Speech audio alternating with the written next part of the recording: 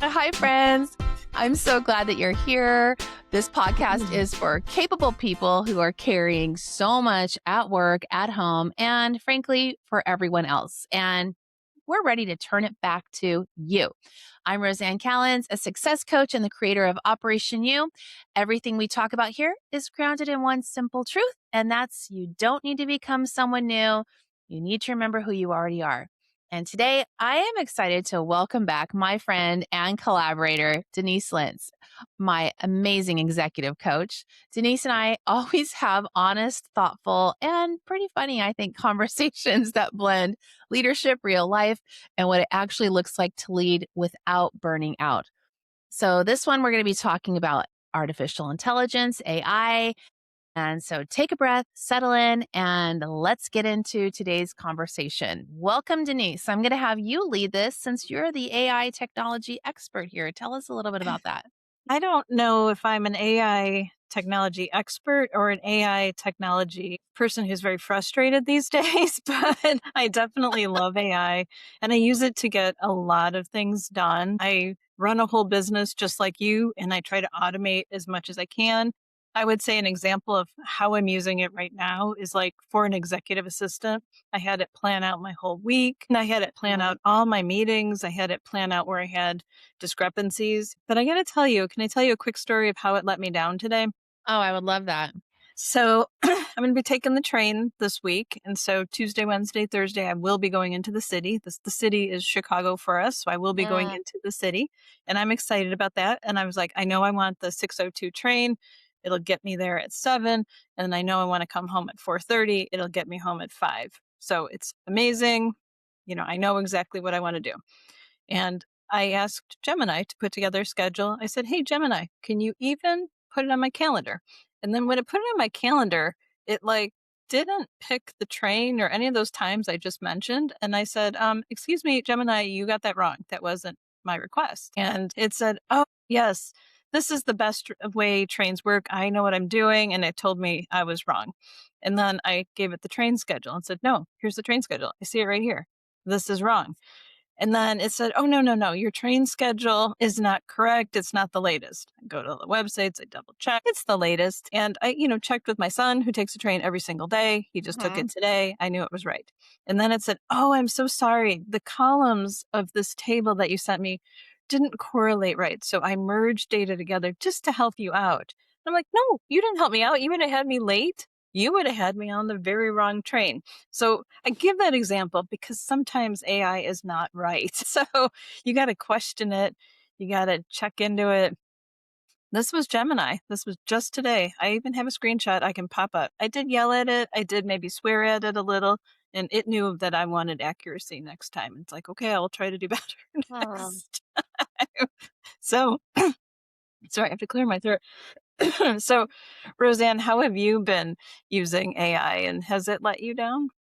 Yeah, that's really interesting that we're talking about how AI has, let you down in certain areas. And that's why I like saying that it's a supporting character, not the star, because you still have to have a frame of reference. If you're using it for something that you're really trying to up level, or in Denise's case, she was trying to use it to streamline her schedule and make sure everything was planned out right. Well, she had an idea in her head still of what exactly it was that she wanted. So when it came out with that output, she knew that it wasn't the correct one. And I think that's where I myself have been disappointed with AI. It's done a lot of miracle things, like make, 5 recipes out of nothing. And it's done a lot of wonderful things for me.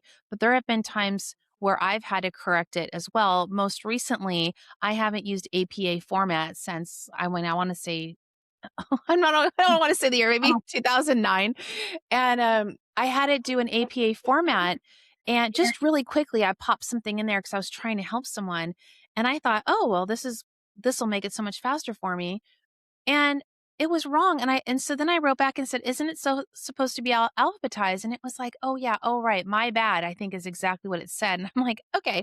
So then it alphabetized it. And then I went back and I said, wait, isn't the second line, isn't it supposed to be indented? And so then I'm opening up other Google tabs to now double check, and it ended up taking me way more time. than had I just done the APA format myself. So sometimes it's not always the right answer, in my opinion. Well, and that's so dangerous because what if you didn't actually know the format and you said to use it and then you handed it in as a homework assignment and then maybe you didn't pass that class because it Right. wasn't the right format or something really serious like that. So, my gosh, you have Yeah. to double check. I sometimes will pit the two. I use two of them. I use Gemini and ChatGPT. I'll pit the two against each other and do the same question in both and see the response, especially if I'm uncertain of what the answer should be, and then that usually helps me. I've gotta say ChatGPT usually gets it a little bit more right for me. It seems to know me and understand what I want than Gemini. Gemini seems to be very fact-based, which is good too, but sometimes not as accurate. I mean, that description I gave you of this morning and the train was all in Gemini, so very bad.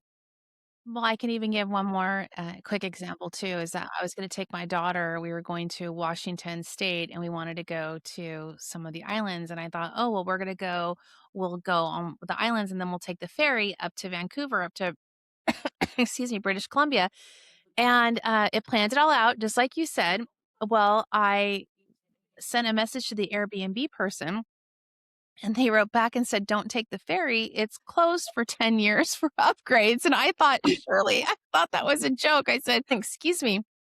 All of a sudden, now that we're recording, we're like coughing and our I know, noses I don't are know running. what it is. It's nerves. Listen, people, we're novices here. We're novice experts. But anyway, the point is that had I made that reservation and done all that and planned the whole trip around taking the ferry up to British Columbia versus going back into Washington and driving up that way, that could have been like a real travel fiasco. And so, once again, I love it. I love that it gives ideas. I love that it gives sample itineraries. Like, I love all of that, but we still need to be responsible for checking it. And just like for careers, I mean, let's talk about resume writing. I mean, what do you think about using AI for resume writing, Denise? I'd love to hear your opinion, and I have an opinion as well. So I think of resume writing from two perspectives. First, get through that ATS robot, the application tracking system. And then I think about it getting through the hiring leader. So you got to get through those two gates, the ATS and the hiring leader. And so when you have a resume, it's going to do both. So the ATS is a little bit mechanical. It wants to see certain headings, and both Gemini and ChatGPT and Copilot, they all know what all those headings are.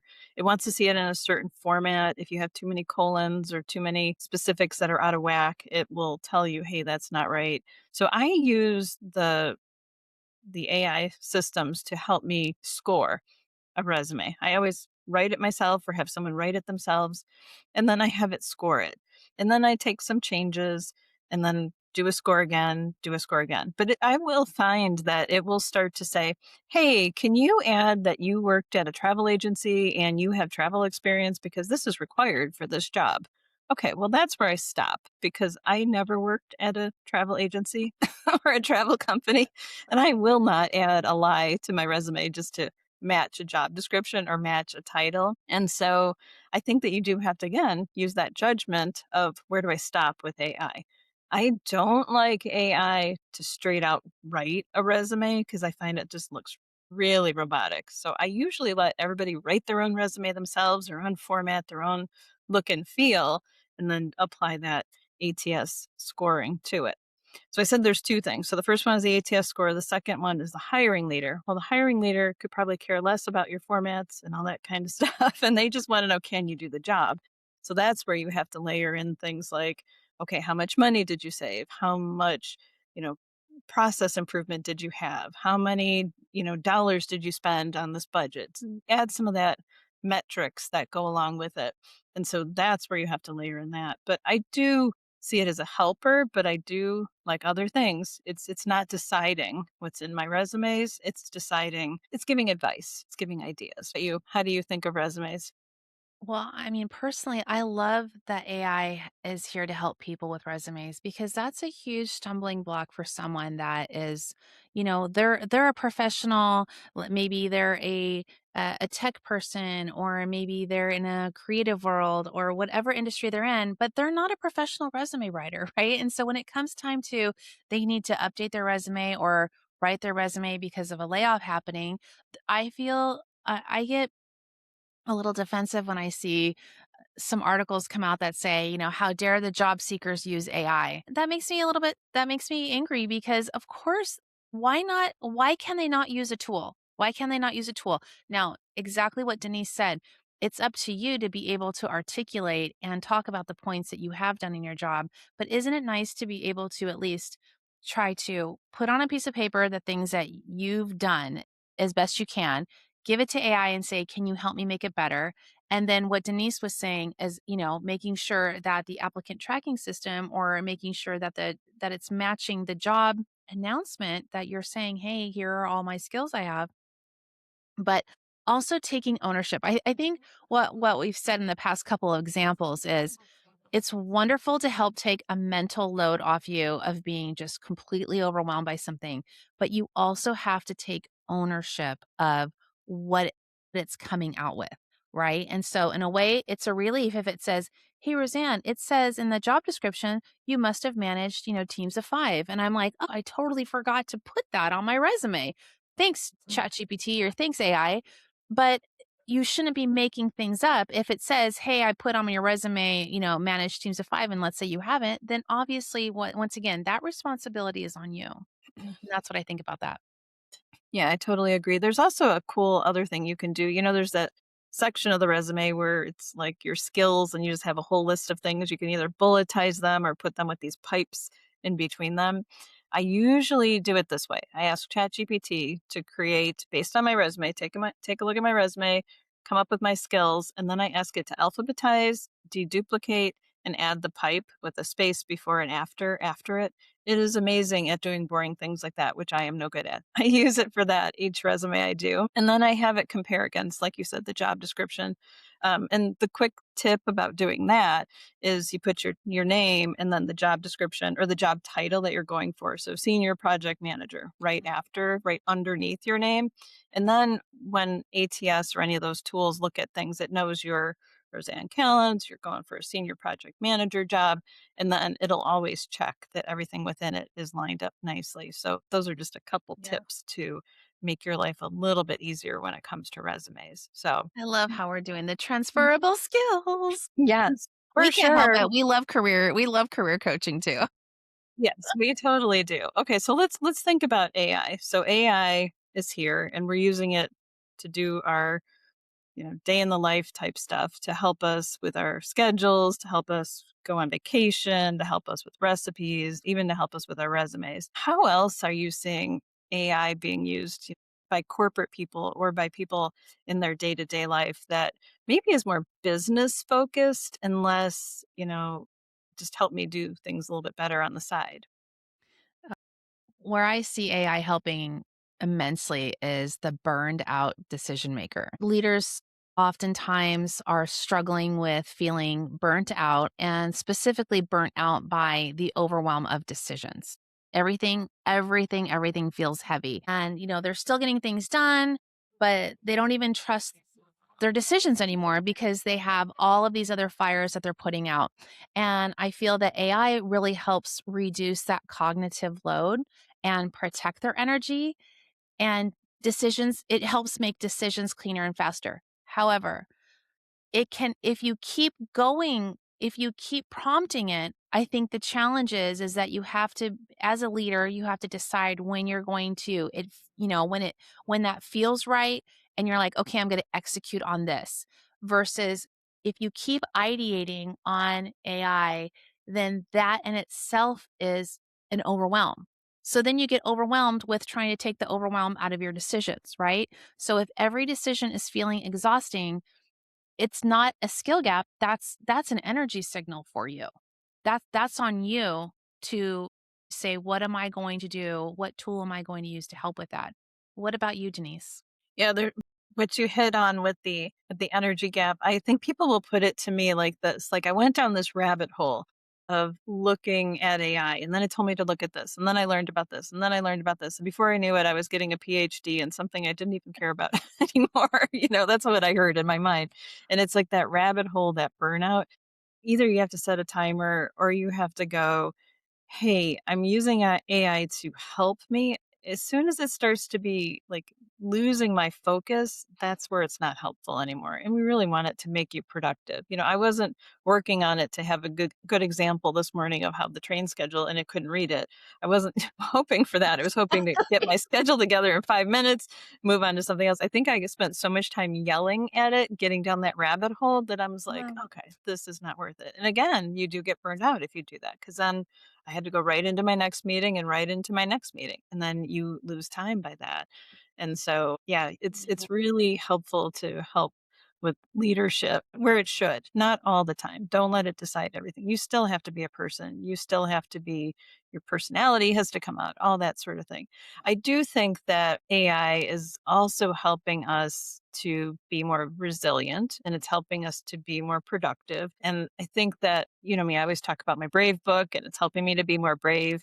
Even podcasts like this is a moment where I'm being brave and I appreciate it because I'm having fun doing it now.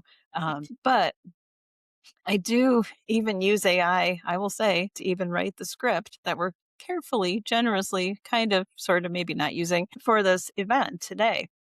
So last night, when you asked me, hey, what are we going to talk about? I was like, I don't really have anything written down, but I want to talk about resilience and I want to talk about AI.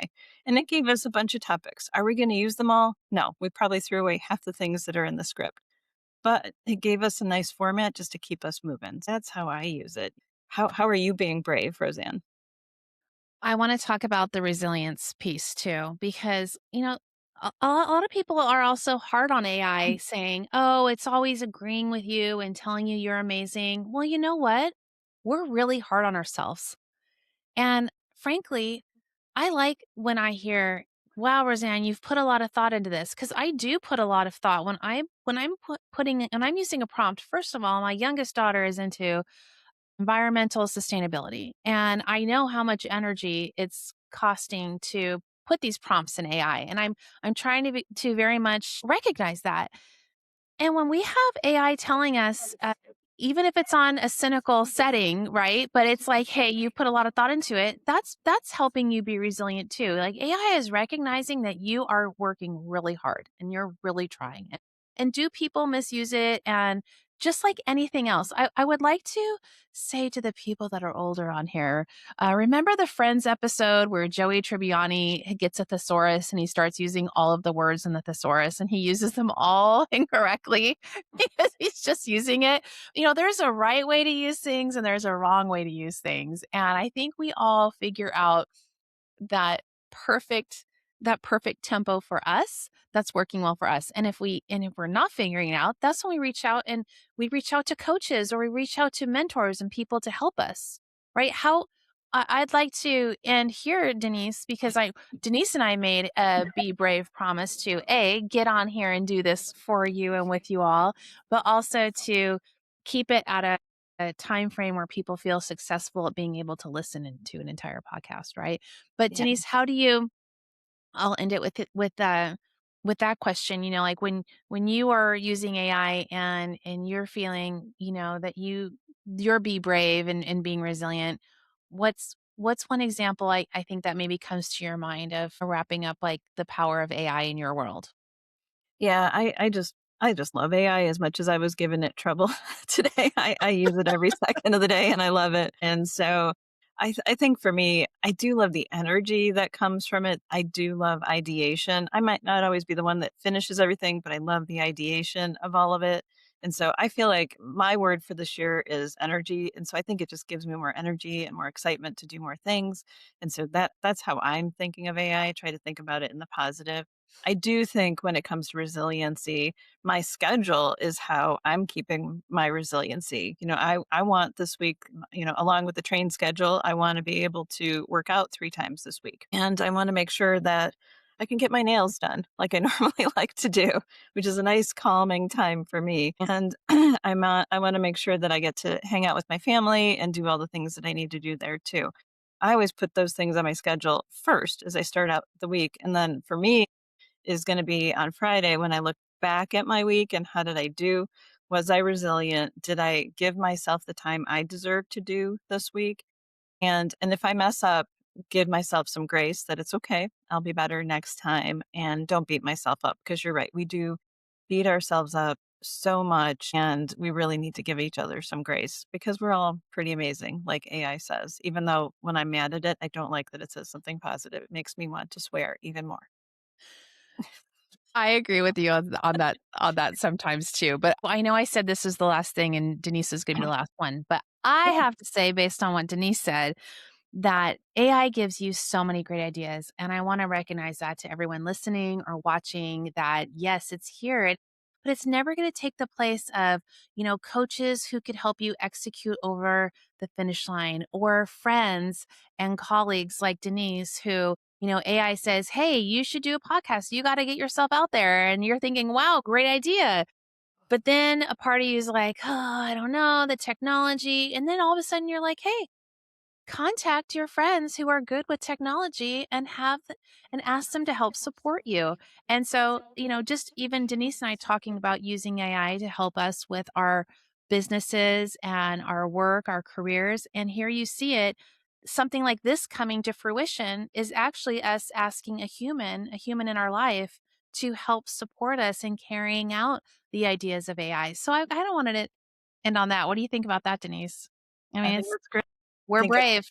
I think we were brave. We did great, and we did it quickly and efficiently and resilient.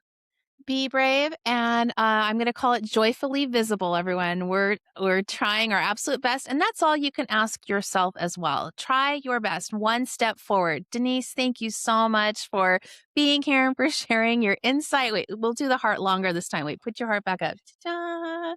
Your heart so generously.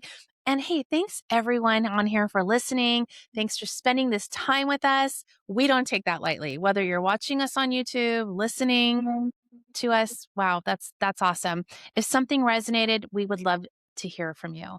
But remember, you don't have to fix everything all at once. Just one insight and one decision and one small shift is enough.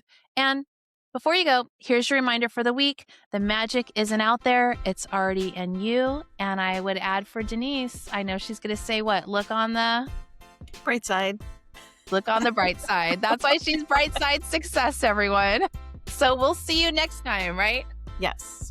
Thank you very much. Bye, Bye-bye. friends.